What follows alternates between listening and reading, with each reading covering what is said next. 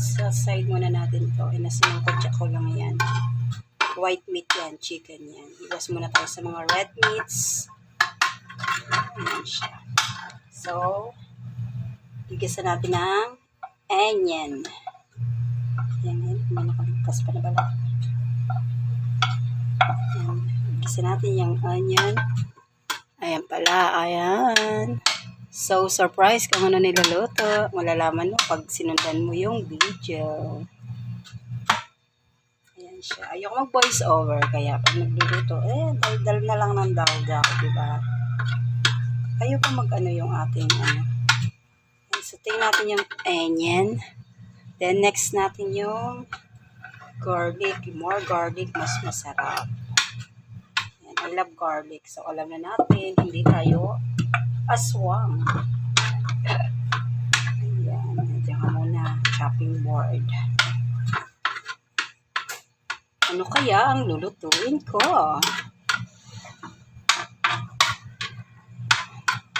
Okay, gisa-gisa lang. Mahina yung aming kalim mahina. Kaya matagal siyang mag-process ng pag init-init. Ayan. Wala pang budget pang bili. Ayan po siya. Ano lang natin, lang na siya mag-aroma. Antayin lang namin siya mag-aroma. Then, may na next na ako dyan. Malalaman nyo na sa next ingredients kung ano yung niluluto.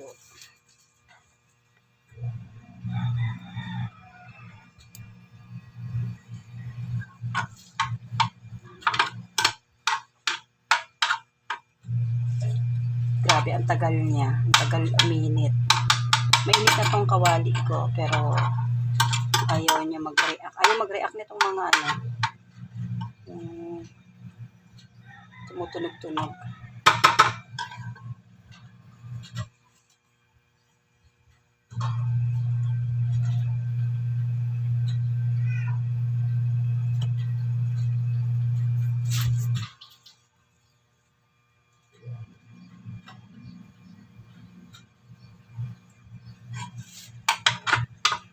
Kapagawa ko na nga yung induction ko para maganda magluto sa induction.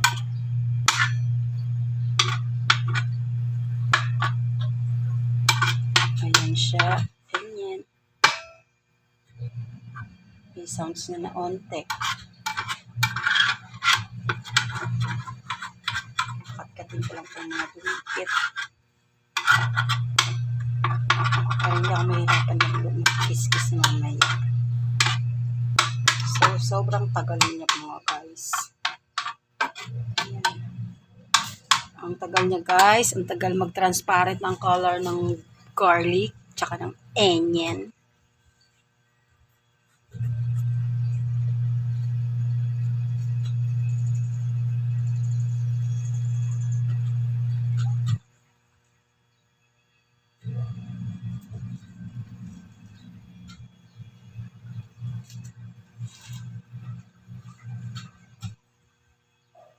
So, ito na. Pwede na kaya ito kahit hindi siya golden brown. Pero dito nagre-react yung sa side na to. Diba? Mahirap magluto. Hindi mo kabisado yung yung kalan, epektado, yung kalan, yung maraming hassle. Napakahina kaya yan. Ayan ang hina. Kahit nakatodo na yan. Napakahina. Kita nyo naman hina niya, nakatodo na yan.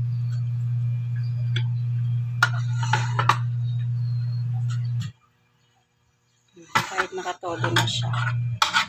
Hindi ko alam kung parado ba siya. Kasi bago lang yung tangke.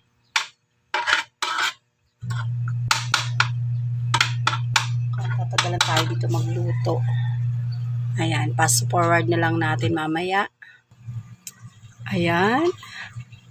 After 10 years, nag-aaroma na siya. Ayan. Pag ganyan nag-aaroma na yung garlic tsaka yung onion.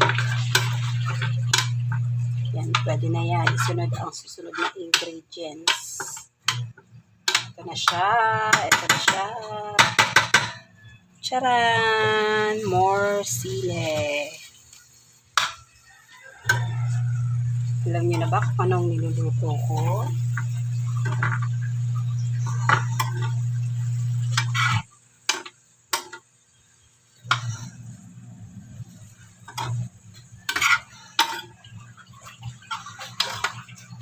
Ayan. Iba-iba tayo ng pagluluto ng style. Sabi nga ng kakilala ko, pag samasamahin mo yan sa isang lutuan, tsaka tayo magkulo. Bara-barang luto ang tawag doon, sabi niya. Pero kung sasamahan mo ng love, sigurado magiging masarap ang lulutuin mo. Ayan, antayin lang muna natin mag-araw, mag-ano din yung yung siling haba. Ayan. Siling pamaksiw.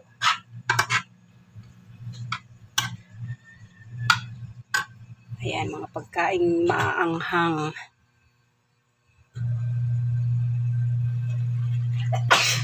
Excuse me. Ayan na siya. First time in the history. Saan ko kaya ito i-upload? Sa Facebook o sa YouTube? Ala na siya, oh.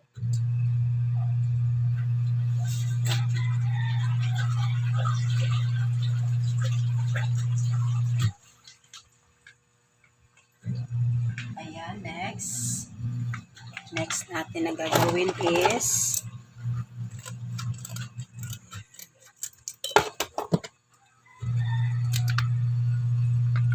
ayan, ilalagay ko fresh gata.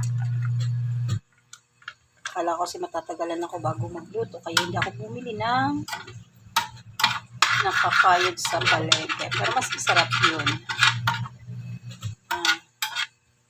Hayaan ko lang siya dyan. Tsaka ito hanggang sa maglas. Ayan, ayan. Ayan.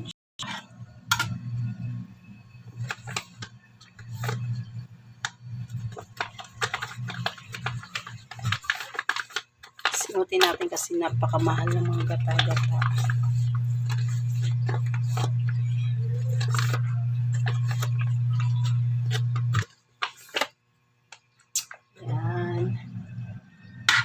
Halo-halo ng konti-konti. And next na tayo sa ating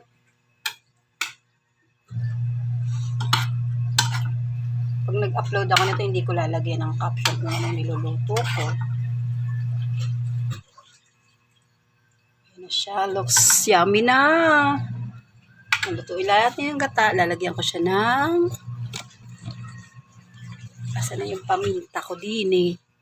Ay, nawala na. Ubos na yata. Ayan. Ayan na siya. Kulo na. Ayan, nilagyan ko pala siya ng ng luya. Antay lang natin maluto yung sili tsaka yung gata. Tapos okay na siya. Sintahan na lang po natin siya ng salt and pepper. Ito. Lagyan na natin siya ng paminta. Paminta ko yung piso-piso lang kasi napakahirap magtansya. So marami ng yan. Anghang. Dadagdagan pa natin yung anghang na to. Maanghang yan. Ayan, mekas-mekas lang.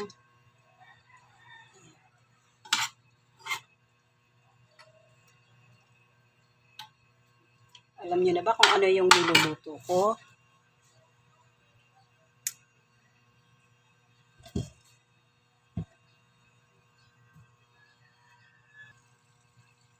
Ito na siya. May idadagdag ako ng other pampalasa. Ayan, kinamay ko na, no? Ako naman ang kakain ito. Mekas-mekas lang natin. Tapos, ayan siya. Nalagyan ko na yan ng konting asin. Less salt tayo ngayon. Then, pangpalasa na secret. Alam mo na, mga seasoning, o ganon. Yan lang yan.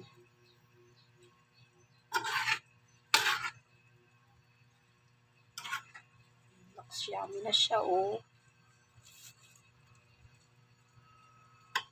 Diba?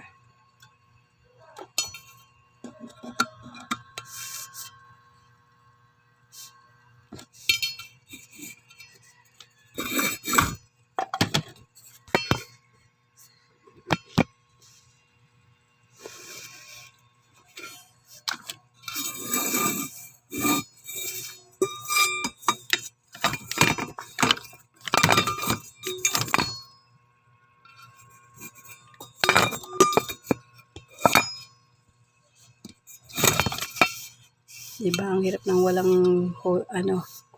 yung tripod ko, hindi ko makita. Ayan na, maya-maya nito, okay na to. Ayan na siya, kumukulo-kulo na siya. Diba? Okay na, this is the taste test tayo. Kung pwede na ba mag-asawa.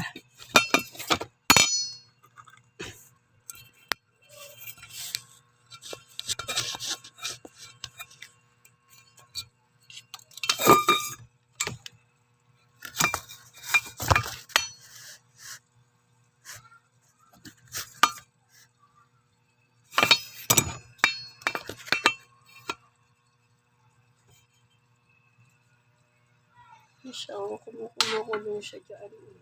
Sa side na yan. Ito naman. Taste test.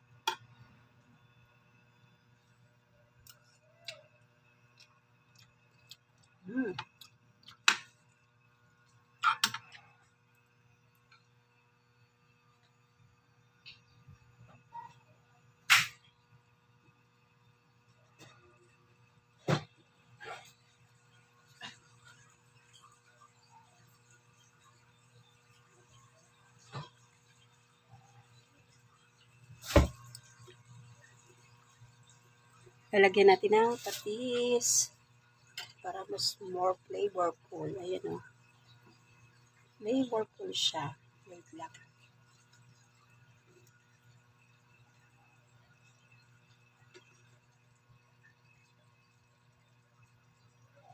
So, mahilig yan sa spice. Try nyo to mga madam.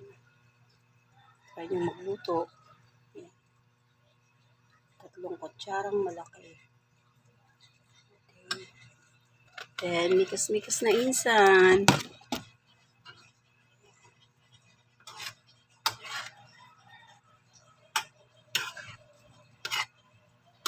Yan, nag-ano na siya, oh.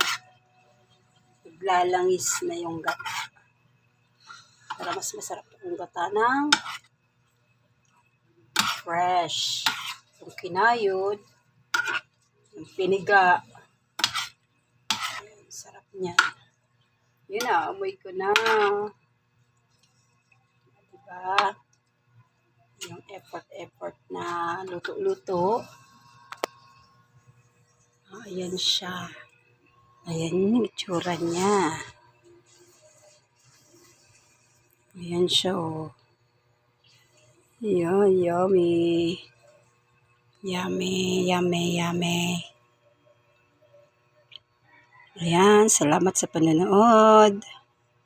Follow and share. Bye. God bless you guys.